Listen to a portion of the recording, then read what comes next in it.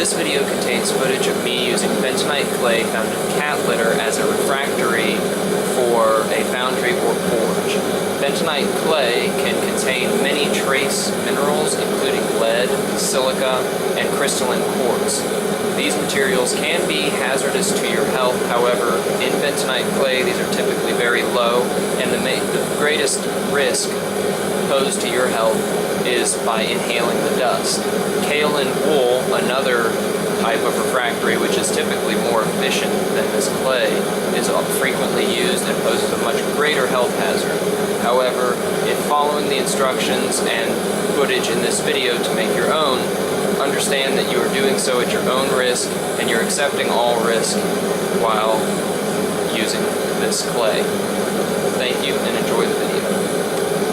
You may have seen one of my older videos in which I made this little foundry out of clay and a steel bucket, and this clay is held up really well, but I was using it with charcoal, and I recently acquired a gas burner, and so the gas burner takes up a lot less space than the charcoal, so you'll see what I mean. When I put my little graphite crucible in there, there's all this empty space around it, and that becomes wasted heat.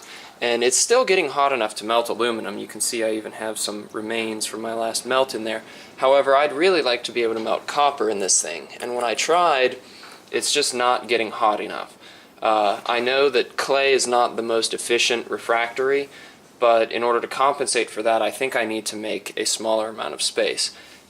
In my previous video where I made this foundry, I did it using clay and dirt that I just got out of the ground, and you can see it kind of crumbles away a little bit, but it's not bad. It's worked pretty well. I live in Kentucky where there's a pretty high abundance of clay and silicate compounds in the soil, and so that's what's been able to let this hold its shape. But some people have said, you know, when they try this, it just crumbles away as soon as the heat dries it out all the way. It just crumbles down to nothing, or it burns because they have high levels of organic material in their dirt.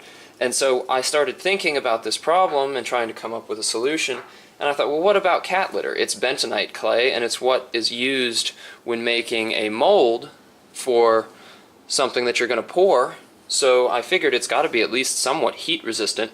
So I figured today, when I fill in this gap here, I'll use bentonite clay from cat litter. And so I think I'm going to show you guys how to do that.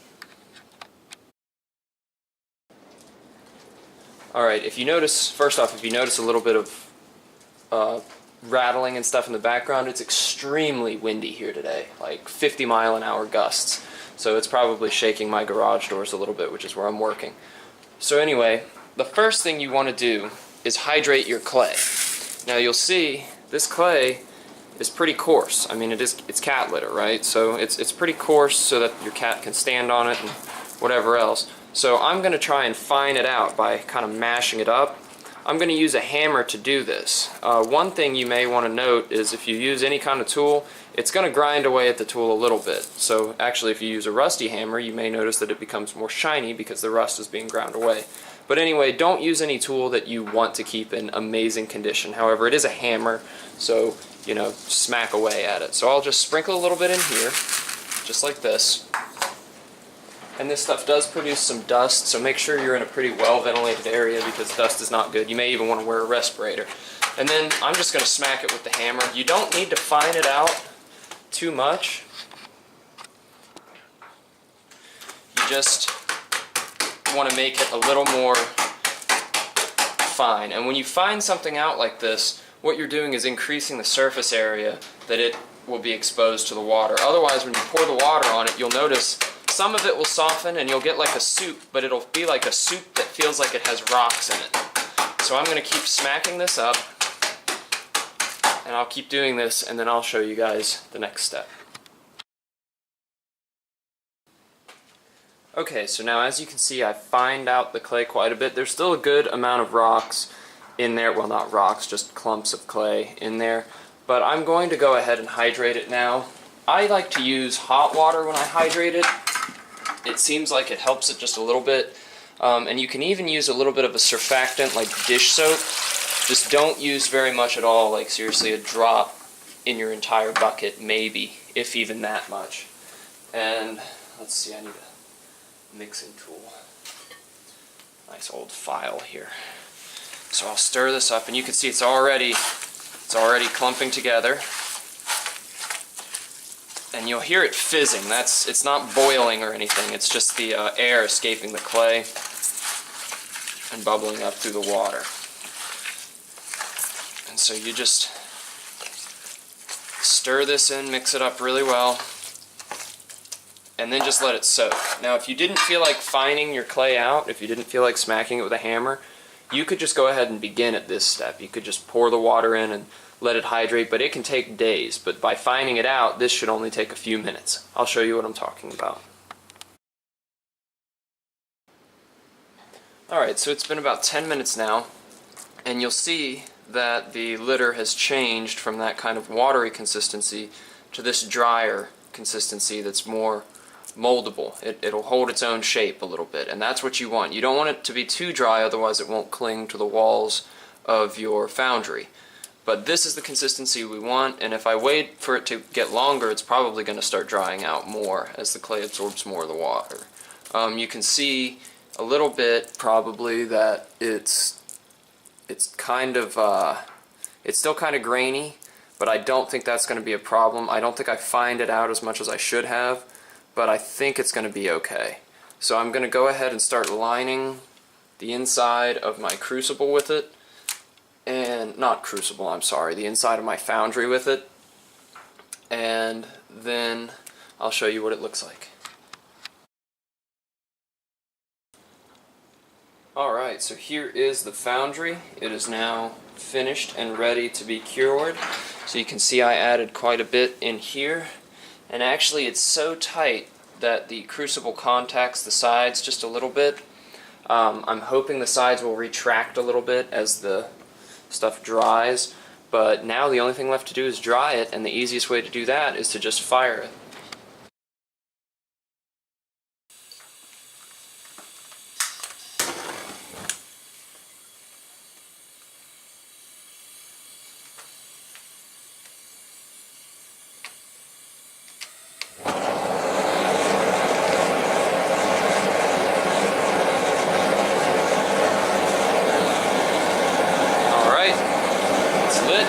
I'm going to go ahead and cover it and just let it cook that water out of that clay.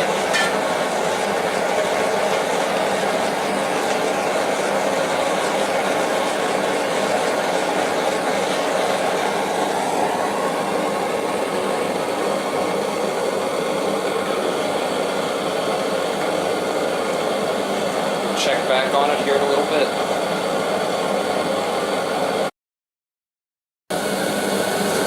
Okay, so it's getting nice and hot in there, but you'll see there's a lot of steam rising up out of it. This is normal, but if you use dirt out of the ground, you really, really want to make sure you have a well-ventilated area. I'm doing this in my garage with one of the doors open, and, you know, I'm not spending the whole time this is curing up in here. I'm staying close by because, you know, any fire indoors is going to be dangerous. But you definitely want to make sure you have enough ventilation, because one is because of the chemicals that could be coming off of the clay and dirt that you use. The other is because burning propane can generate carbon monoxide if it's done in a low oxygen environment, and that is poisonous and it'll kill you without you even knowing it, but at the very least it'll give you a nasty headache. You'll see I set that dish on top of there. That is to help keep some of the heat in, and you can see it's boiling the water that was in the cat litter that I put in the dish. I'm going to keep letting this cure up, and then I'll show you what it looks like when it's complete. Okay, so the foundry is no longer running. I've shut it off. You can see there's still a couple damp spots and there's still a little bit of steam coming off, but I think we're ready for our first run with the crucible inside. I'm just going to try and melt off the aluminum, and then after that I think I'm going to actually try and melt some copper, which is my main goal with this project. I think I'm going to do that in a separate video though, just to try and save some of the length on this one so people don't get too bored watching, because I know I talk a lot. So check out my next video if you want to see me at least attempting to melt some copper. Thank you very much for watching. Please leave a like if you liked what you saw, and leave a comment with suggestions for future videos or ways to improve this video. Thanks again. I'll see you in the next one.